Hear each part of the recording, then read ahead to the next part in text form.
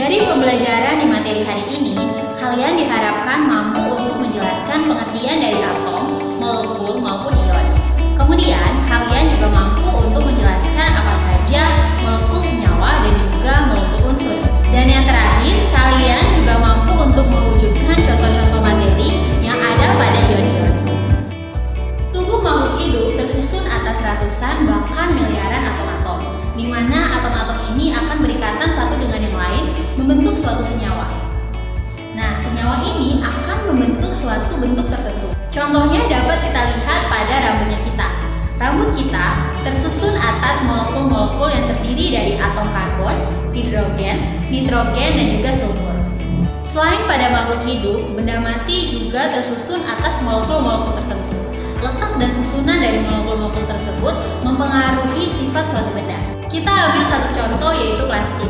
Plastik bersifat lentur, di mana hal ini bisa terjadi karena plastik memiliki molekul-molekul yang tersusun dari rantai yang panjang. Sedangkan contoh lain misalnya arang bersifat mudah patah. Hal ini terjadi karena molekul penyusunnya arang memiliki ruang-ruang yang kosong. Jadi mari kita pelajari lebih dalam tentang atom, molekul, dan juga ion.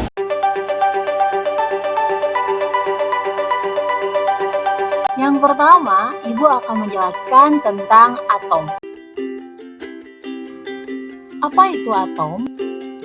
Pandangan teori atom dimulai oleh seorang filsuf bernama Demokritus tahun 463 sampai dengan 370 sebelum Masehi. Menurut Demokritus, atom berasal dari kata atomos. Dalam bahasa Yunani, a berarti tidak dan tomos berarti memotong atau dibagi. Jadi, atom adalah bagian terkecil dari suatu zat yang tidak bisa dibagi. Pandangan Demokritus tentang teori atom tidak dapat dikatakan sebagai pandangan ilmiah, karena tidak disertai dengan fakta empiris ataupun percobaan-percobaan.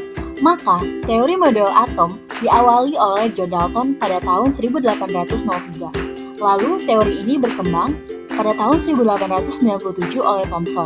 Kemudian, teori ini terus berkembang pada tahun 1910 oleh Rutherford, dan yang terakhir pada tahun 1913 oleh seorang Niels Bohr. Kita coba bahas teori atom John Dalton. Menurut John Dalton, atom adalah bagian terkecil dari suatu unsur yang sudah tidak dapat dibagi lagi dan masih memiliki sifat sama dengan unsur tersebut. Yang kedua, atom tidak dapat diciptakan dan tidak dapat dimusnahkan. Yang ketiga, atom-atom dari suatu unsur yang sama mempunyai massa, sifat, dan ukuran yang sama pula. Begitu pula dengan atom dari unsur yang berbeda. Yang keempat, atom dari suatu zat tidak dapat diubah menjadi atom dari zat lain. Teori atom Dalton ini dianggap sebagai teori atom ilmiah yang pertama kali, karena didasarkan pada fakta temuan eksperimen atau percobaan, yaitu hukum kekalan massa dan hukum perbandingan tetap yang nantinya akan kalian pelajari di SMA. Sekarang kita lanjut ke teori yang berikutnya, yaitu teori J.J. Thomson. J.J. Thomson adalah seorang penemu elektron. Menurut pandangan dari J.J. Thomson, atom terdiri dari atas materi yang bermuatan positif dan elektron-elektron yang bermuatan negatif yang tersebar merata di dalamnya. Teori ini sering dikenal dengan teori atom Trotsky-Kismis. Atom diibaratkan seperti bola pejal yang bermuatan positif dan di dalamnya terdapat elektron-elektron yang memiliki muatan negatif. Nah, hal ini diibaratkan seperti Trotsky-Kismis, di mana elektron dianggap sebagai kismis yang berada di sekitar atom. Model atom ini mulai dapat menjelaskan sifat listrik dari suatu unsur, namun masih belum bisa untuk menjelaskan bagaimana susunan dari muatan positif dan negatif yang ada di dalam atom. Berikutnya adalah teori atom Rutherford. Ernest Rutherford adalah seorang penemu inti atom.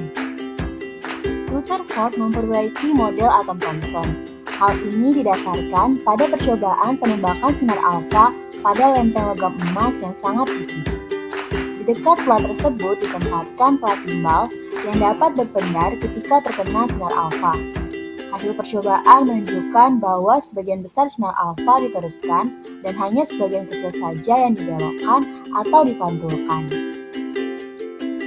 Kesimpulan dari teori atom Rutherford ini, atom tersusun atas inti atom yang sangat kecil, bermuatan positif dan dikelilingi oleh elektron. Dan massa atom terpusat pada inti atom. Namun, elektron masih ditempatkan sembarangan dan belum bisa menjelaskan kenapa elektron tidak tertarik ke inti atom. Teori atom yang terakhir adalah teori atom Niels Bohr. Niels Bohr menyempurnakan model atom Rutherford dengan menganggap elektron sebagai sebuah partikel yang memiliki orbit tertentu dan memiliki tingkat energi tertentu. Pada teori atom Bohr, inti atom berada pada muatan positif dan elektron berada pada muatan negatif, di mana elektron mengelilingi inti atom. Untuk berpindah dari satu orbit ke orbit yang lain, elektron harus melepaskan atau menerima energi. Jika ingin elektron berpindah dari kulit dalam ke kulit luar, maka elektron menyerap energi. Sedangkan jika elektron ingin berpindah dari kulit luar ke kulit dalam, maka elektron akan melepaskan energi. Ini adalah bagian-bagian dari atom, di mana komponen atom terdiri dari nukleon ataupun inti atom, dan kemudian kulit luarnya yang disebut dengan kulit atom. Sama seperti ketika kalian memakan kacang atom memiliki kulit luar yang berwarna putih dan bagian dalam ada kacangnya. Nah, atom pun demikian. Inti atom terdiri dari dua partikel, yaitu yang pertama adalah proton dan juga neutron. Dan kulit luar atom terdiri dari satu partikel yang disebut dengan elektron. Proton memiliki huruf depan P. Nah, jadi proton ini memiliki muatan yang bersifat positif. Neutron memiliki awalan N dan ini bersifat netral, di mana netral artinya neutron ini tidak bermuatan ataupun muatannya adalah 0. Sedangkan elektron yang berada di kulit luar memiliki muatan negatif. Partikel yang ada di inti atom terikat dengan kuat sehingga tidak dapat keluar maupun masuk ke dalam atom. Sedangkan partikel yang ada di kulit atom dapat masuk maupun keluar. Sehingga partikel yang ada di inti atom ini memiliki jumlah yang sama. Sedangkan elektron yang berada di kulit atom memiliki jumlah yang dapat bertambah maupun berkurang. Pada keadaan netral, jumlah proton sama dengan jumlah elektron. Contoh-contoh atom itu ada atom hidrogen, atom karbon, atom nitrogen, atom oksigen, dan juga masih banyak contoh-contoh atom yang lain. Sekarang kita masuk ke penulisan notasi atom. Partikel proton memiliki muatan +1, di mana masanya adalah 1,0073 SMA. SMA di sini maksudnya satuan massa atom dengan nilai 1 SMA sama dengan 1,6 kali 10 - 24 gram. Penemu proton adalah Goldstein. Nah, partikel kedua yaitu elektron memiliki muatan -1, di mana massa elektron adalah 5,4859 kali 10 - 4. Partikel elektron ditemukan oleh seorang J.J. Thomson. Dan struktur atom yang ketiga yaitu neutron memiliki muatannya 0 atau tak bermuatan dengan massa 1,0087 SMA. Nah, partikel neutron ini ditemukan oleh J. Chadwick. Notasi atom digunakan dalam penulisan lambang unsur. Contohnya bisa kita lihat pada gambar berikut ini. X ini adalah lambang untuk unsur, sedangkan A merupakan nomor massa dan Z adalah nomor atom. Nomor massa merupakan penjumlahan dari proton dan juga neutron. Dan Z ataupun nomor atom merupakan jumlah dari proton. Mari kita coba lihat ke dalam suatu contoh. Di sini ada kalsium. Kalsium memiliki nomor atom 40. Ingat tadi di awal bahwa yang atas ini adalah A dan kemudian bawahnya adalah Z. Jadi nomor atom itu adalah yang 40 dan nomor massanya ataupun Z-nya itu adalah yang 20. Lalu, berapakah jumlah proton, elektron, dan juga neutronnya? Mari kita lihat. Nah, jumlah proton karena nomor massa sama dengan jumlah proton, jadi jumlah protonnya adalah 20. Dan elektron di dalam keadaan netral, nilai elektron dan juga proton itu sama, sehingga jumlah proton dan juga elektron sama-sama 20. Dan kalau kita mau mencari jumlah neutron, maka jumlah dari nomor atom dikurangi dengan jumlah nomor massa. Di sini nomor atomnya 40 dikurangi dengan 20 didapatkanlah jumlah neutronnya sama dengan 20. Mari kita lihat contoh lainnya. Di sini ada argentum. Argentum nomor masanya 108 dan nomor atomnya itu adalah 47. Nah, kita cari berapakah jumlah neutronnya. Neutronnya didapatkan dari A dikurang Z atau nomor massa dikurangi nomor atom. 108 dikurangi 47 didapatkanlah jumlah neutronnya sama dengan 61. Sekarang mari kita belajar tentang molekul. Kalau misalnya atom itu sendirian, contohnya atom hidrogen, atom karbon, atom nitrogen itu sendirian. Kalau molekul itu terdiri dari dua atom atau lebih yang saling berikatan, di mana molekul ini dibagi menjadi dua. Ada yang disebut dengan molekul unsur dan ada yang disebut juga dengan molekul senyawa. Molekul unsur terdiri dari dua atau lebih atom yang sama. Sedangkan molekul senyawa terdiri dari dua atau tiga ataupun lebih atom-atom yang berbeda.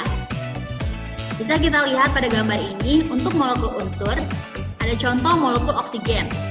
Nah, di sini ada molekul oksigen, dua molekul oksigen yang saling berikatan.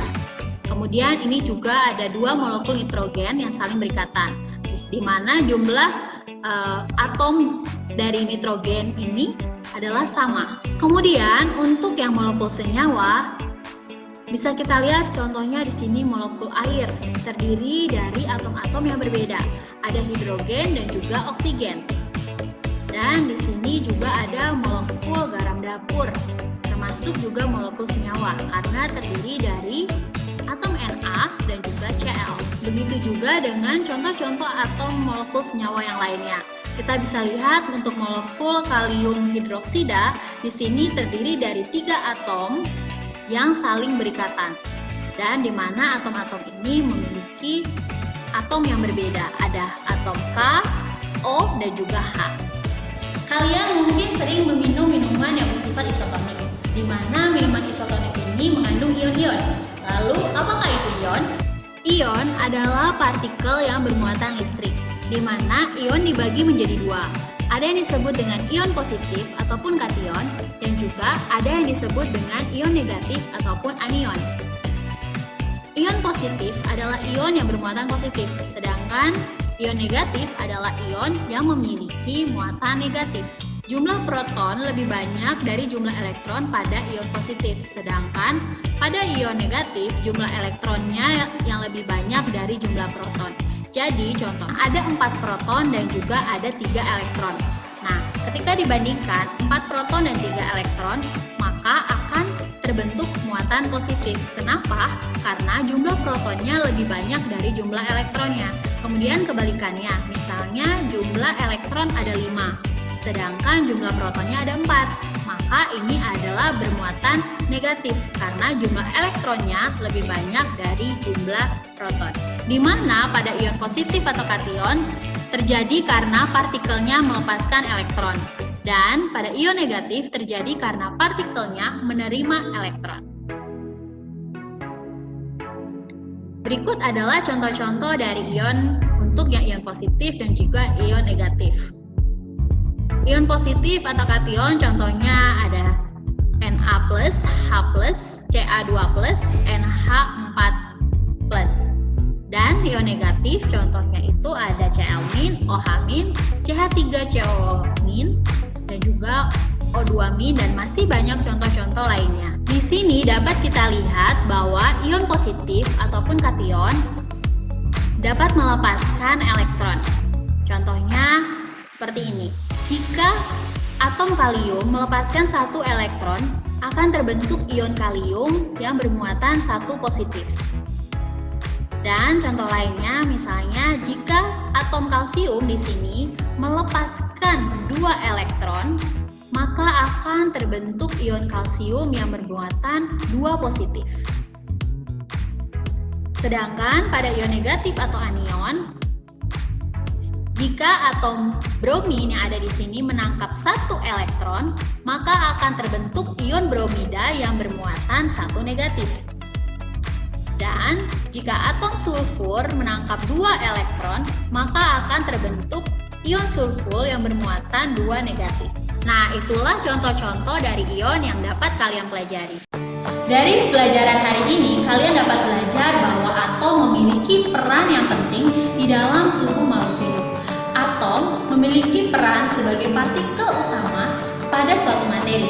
Kalian juga belajar bahwa molekul itu terdiri dari molekul unsur dan juga molekul senyawa, di mana molekul terdiri dari dua atom atau lebih yang saling berikatan. Kalian juga sudah belajar bahwa ion adalah partikel yang memiliki muatan listrik, di mana ion dibagi menjadi dua,